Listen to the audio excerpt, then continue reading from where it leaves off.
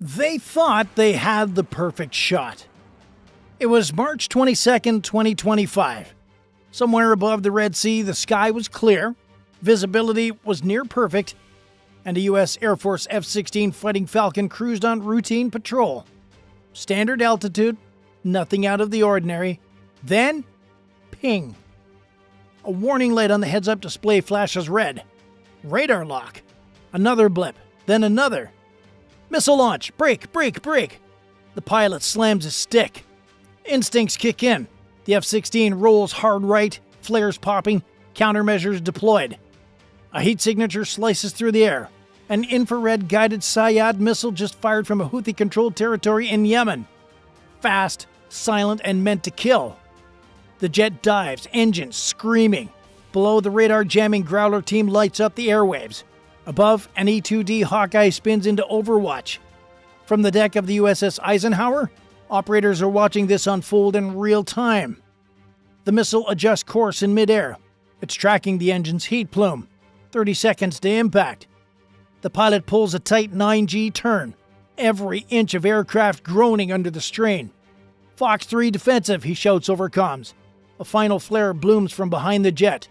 Brilliant, hot, confusing the missile's seeker. Boom! The missile detonated in midair. Too far to matter, the jet lives.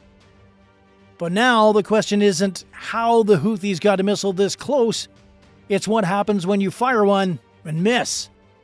Because this wasn't just a dogfight, this was bait. The missile didn't just come out of nowhere. For weeks, the Red Sea had been heating up, figuratively and literally. Commercial tankers rerouted, U.S. destroyers crisscrossing the waves, and the Houthi forces getting bold. Real bold. This wasn't the first time they tried something like this either. Just a few days earlier, a U.S. MQ-9 Reaper drone was shot down off the coast of Yemen. It didn't even get a chance to react. The Houthis claimed it on Telegram within minutes, posting shaky footage of flaming wreckage tumbling into the sea like a trophy. That move? That didn't go unanswered either, but it emboldened them.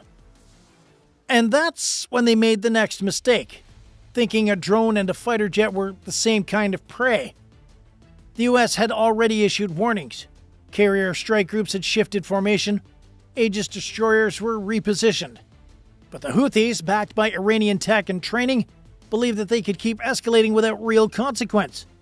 So when an American F-16 flew into their radar net, they fired. Only this time, the jet fired back. You see, that F-16 wasn't just randomly patrolling. It was part of a broader ISR net, intelligence, surveillance, reconnaissance, designed to sniff out missile activity along the Yemeni coast. And what that pilot didn't know at that moment was that he was the final thread in a very dangerous game of bait and trap. Because in recent weeks, the Pentagon had authorized a shift in posture. No more waiting. If a radar spiked on the wrong aircraft, it was now considered hostile. If a launch occurred, retaliation would be automatic. The rules of engagement had changed. Quietly, formally. And in this case, the Houthi launcher had made the ultimate mistake. It lit up long enough to be seen, fired once, and stayed in place just a few minutes too long. That would be its last mistake. Because back aboard the USS Eisenhower, the pilot's call wasn't just received, it was recorded, analyzed, and turned into targeting data. Live feed, thermal signature, missile trajectory, GPS lock. The retaliation clock had already started ticking. At 28,000 feet, the F-16 was still burning west, hugging the edge of Yemeni airspace. The pilot had barely recovered from the evasive maneuver when his RWR, or radar warning receiver, lit up again. New contact, different angle. The first missile had missed, but there was more. This time it wasn't just one signal, it was a burst. Multiple radar locks, staggered and fast. The pilot's AN/ALR-56M system screamed in his headset. Threat, SA-6, lock.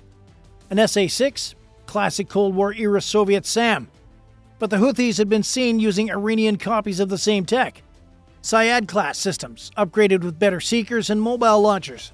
Slow to set up, even slower to hide. But when active, they were deadly. And they were locked on. The pilot's left hand gripped the throttle, afterburners engaged. His right hand toggled the countermeasure system. prepping for another flare dump. Behind him, the exhaust glowed white-hot against the cool desert night. A perfect infrared target for any heat-seeking warhead. Viper 3 defensive, multiple locks, repeat, multiple launch points, request support. Overhead, a Growler from VAQ-140, the Patriots, was already jamming. Bursts of electromagnetic disruption poured into the air like invisible smoke, scrambling Houthi radar systems. It gave that F-16 a sliver of time. He dipped the nose and pushed it into a hard dive. The G's pinned him to a seat. Blood drained, vision tunneled, but he held the vector. High speed, low drag evasive. Flares burst in waves, like fireworks behind a ghost. The pilot banked again, then yanked the jet into a barrel roll at 700 knots, just in time. One of the incoming Syads missed by maybe 200 feet, close enough to rattle the canopy. But that was it. That was their chance. Because what the Houthis didn't know was that they were being watched the entire time, from way high above at nearly 60,000 feet. A Navy MQ-4C Triton drone had been circling in wide ISR loops. It wasn't armed, but it didn't need to be. Its job was eyes. And its eyes saw everything. Thermal spikes on the ground, electronic pulses, precise coordinates, all streamed back in real time to CENTCOM and, more importantly, to the Combat Information Center aboard the USS Dwight D. Eisenhower. The engagement had lasted less than 2 minutes, but the fallout would take hours to clean up. When the pilot returned to a holding pattern above the Red Sea, 2 more aircraft joined the airspace. First, a second F-16 from the 421st Fighter Squadron pulled up on its wing, scanning for fresh threats. Then came the call from command. Engagement confirmed, target data locked, hold position, birds en route. Translation: strike package inbound. But even before the jets launched, the Navy wasn't wasting time. Deep in the belly of an Arleigh-Burke-class destroyer sailing nearby, VLS cells were opening. VLS? Vertical Launch Systems. Inside, Tomahawk cruise missiles, precision-guided, long-range, and ready for immediate launch. The launch order came in less than 5 minutes after the missile threat ended. Target Alpha, Fire 1, confirmed trajectory. 1 missile, then 2, then 4, each screaming up into the night sky. Silent afterburn, curving east towards the Yemeni coast. And this was just the start. On deck of the USS Truman, it was already spinning up for a second phase, air power. Pilots were being briefed, weapons loaded, jets fueled. This wasn't improvisation, it was playbook stuff. The moment that missile launched, the response was already in motion. The missile had failed, but its data had succeeded. It gave the US Navy a window, a confirmed location, a launch site, and a tactical footprint. And in modern warfare, that's all you need. Because retaliation wasn't just coming. It was coordinated, layered, and lethal. While the Tomahawks flew low over the waves, the aircraft launched in sequence. First out was an E-2D Hawkeye, electronic overwatch. Next, a pair of EA-18G Growlers, electronic warfare platforms armed to blind radar and scramble comms. And then the Hammers, 4 FA-18 Super Hornets loaded with GBU-38 JDAMs and AGM-88 HARM missiles. Target package? Simple. Missile launcher site? Primary. Suspected command post? Secondary. Mobile radar truck, spotted via drone thermal? Tertiary. One by one, the Hornets cat-launched into the sky. Wings loaded, flaps down, engines howling. As the strike group closed in, the Growlers began their run. They broadcast wideband jamming, lighting up the spectrum. The Houthis likely had no idea they were even being targeted, until the first explosion lit up the coast. The Tomahawks hit first. The radar trailer? Gone. The launcher? Fragmented and burning. Then came the Hornets. From 25,000 feet, JDAMs fell silent and accurate. Impact after impact. Secondary explosions confirmed. Ammo, fuel, maybe more missiles hidden nearby. The final strike? A HARM missile, locked onto a last-ditch radar pulse from a mountaintop station. By the time it hit the air, it was already thick with smoke. Back in the cockpit of the original F-16, the pilot listened to the comms with a quiet intensity. No celebration, just confirmation. Target neutralized. Strike successful. RTB, return to base. The sky over the Red Sea was calm again, but this time the silence was earned. And the message was clear. If you launch at a U.S. jet, you better pray it hits, because if it doesn't, the next thing coming isn't another missile, it's everything. They say modern war is fast, but this was surgical. The moment the F-16's data feed locked into that missile trail before it even dodged the blast, the U.S. Navy already had what it needed. Timestamps, telemetry, launch vector, GPS coordinates, and thermal spike signatures. The strike group didn't just see it happen, they saw where it happened. And that changed everything. Inside the Combat Information Center aboard the USS Eisenhower, the vibe shifted from defensive posture to offensive readiness. No shouting, no scrambling, just crisp voices calling out status reports and targeting locks. Telemetry confirmed. Launch grid locked. Target Alpha hot. The Eisenhower's commanding officer didn't even hesitate. One phrase was all it took. Package Bravo, execute. And with that, the retaliation protocol kicked in. What is Package Bravo? Well, in Navy terms, Package Bravo isn't a slap on the wrist. It's a hammer to the head. It's the name for a multi-domain strike sequence involving cruise missiles, airstrikes, and coordinated EW or electronic warfare. The targets are any confirmed defensive systems that fires on U.S. aircraft or dares to lock on. And the Houthis had just triggered it. And the plan unfolded in layers. From the Arleigh Burke-class destroyer about 100 miles off the Yemeni coast, VLS cells began to open up like mechanical flowers. These are 25-foot vertical tubes packed with Tomahawk missiles, long-range, GPS-guided, and brutally accurate. They don't need pilots, they don't even need confirmation. They just need a target. And now they had several. 4 Tomahawks launched in sequence. Not in a rush, no fireworks, just a quiet thrust and vanishing arcs. Missile Site Alpha, confirmed Syad launcher, Target 1. Mobile radar vehicle, Target 2. Suspected C2, command and control hub, near Ras Isa, Target 3. Ammo storage depot picked up via MQ-4C thermal scan, Target 4. Each one plotted, programmed, and en route within 5 minutes. Meanwhile, 70 miles away aboard the USS Truman, the flight deck was coming alive. Steam hissed across the catapults, red shirts locked in munitions, GBU-38 JDAMs and AGM-88 harms, while green shirts refueled jets with machine-like precision. Yellow shirts waved FA-18 Super Hornets into position. The smell of jet fuel and salt air hit like adrenaline. Above it all, an E-2D Hawkeye had already launched, spinning its radar dish, painting a real-time map of everything in the air and on the ground. Moments later, 2 EA-18G Growlers roared into the sky. These aren't your average attack aircraft. They're flying blackout machines. Armed with ALQ-218 receivers and jamming pods, the Growler's job is to turn Houthi radar into static. No lock-ons, no guidance, just confusion and chaos. Following the Growlers, the payload. 4 FA-18 Super Hornets, each fully loaded. Hardpoints packed with joint direct attack munitions and high-speed anti-radiation missiles. Smart bombs and radar seekers designed to follow signals and blow them to hell. High above all this, a Navy MQ-4C Triton drone was still circling. Not a sound, just cold optics and warm targets. It monitored everything.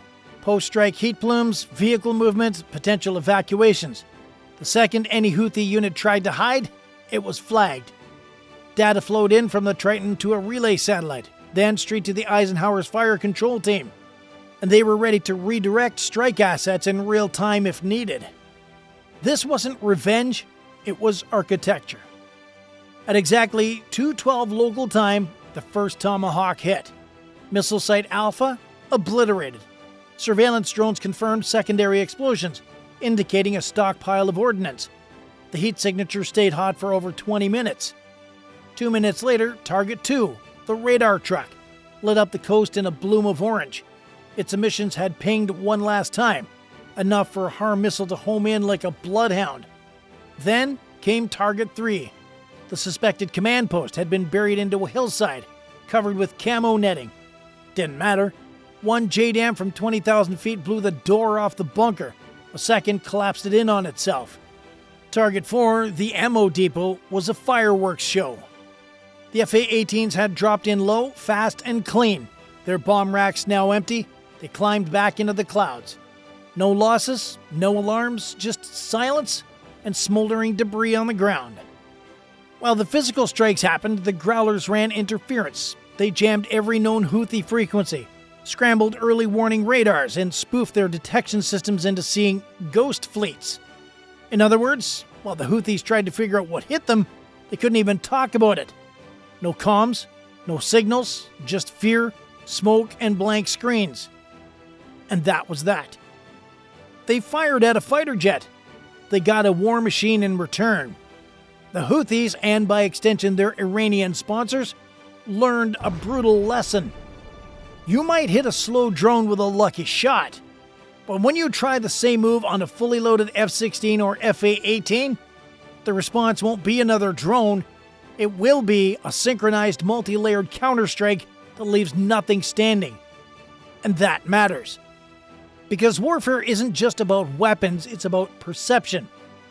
The Houthis lost equipment, but more importantly, they lost face. They showed their hand and the US didn't just slap it away. It crushed it with precision and steel and electromagnetic fury. Now, every Houthi radar operator will think twice before flipping the switch. Because they'll have to ask, is this the one that gets me vaporized? Even though the US didn't issue a single press release, the world got the message. Satellite intel leaked, analysts picked up the patterns, news cycles caught whispers. And every military power watching, China, Russia, Iran, took notes. The takeaway? You don't mess with US air power unless you're ready to play a different game. One where the US doesn't just react, it redefines the battlefield mid-conflict. Post-strike, carrier air wing shifted into full combat air patrol mode. That means at least 2 armed jets in the air 24/7. Circling, scanning, ready to respond within seconds. The Houthis thought they could fire at an American fighter jet and get away with it. They were wrong. Dead wrong. They didn't just lose a missile, they lost a playbook. They lost assets, and most importantly, they lost momentum. But here's the question I want to throw to you. If you were in command that night, would you have stopped after neutralizing the launcher or gone further and wiped out every radar site along the coast? Be honest. Be strategic. Drop your thoughts in the comments. We will read every single one. And while you're there, if this video gave you chills, clarity, or just a deeper respect for the precision of modern warfare, do us a favor. Like the video so we know you're locked in. Subscribe if you want to stay ahead of the next incident before it even hits the headlines. And hit the notification bell so you're the first in when the next mission drops. But if you want to go one step further and support the channel directly, join the fleet. You'll get loyalty badges, priority replies, and help us bring more real naval stories to the surface. Click join on our channel page and step aboard. Until next time, stay sharp, stay safe, and remember, one missile can start a war, but the response ends it. Thanks for watching.